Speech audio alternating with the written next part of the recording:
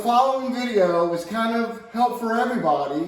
I learned how to calibrate this machine by a customer. Oh yeah, this is Dave from Fitness Technology. Welcome to my latest video. But anyway, I'm going to calibrate this and I'm having my customer videotape it for me so it won't be so bad and shaky. But it's completely different and nobody knows how to do it. So I just changed the display.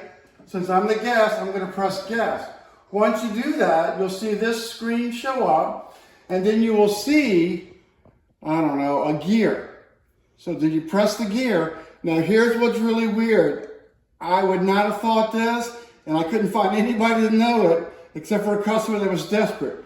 You press the settings 10 times to access. Yes, ma'am, I found that out the hard way. My customers were looking at me like, you gotta be kidding. Well, watch this. 1, 2, 3, 4, 5, 6, 7, 8, 9, 10, 11. So come on, I did it 10. All right, you press the settings a lot of times. All right, so then you get your, that was more like 15, not 10. But so the next thing you want to do is we want to do engineering mode, then calibration. And if you don't know this, it's simple to do. So now it's going to calibrate the incline.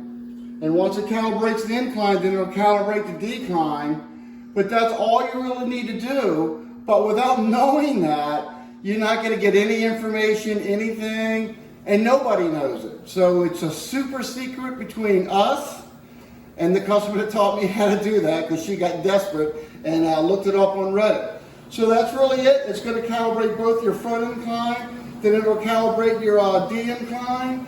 I know it works. I just did it once. I just wanted to show it to you. So I'm actually going to submit this to Soul also. All right, so that's a quick and easy one. Don't forget to subscribe, and thanks a lot for viewing.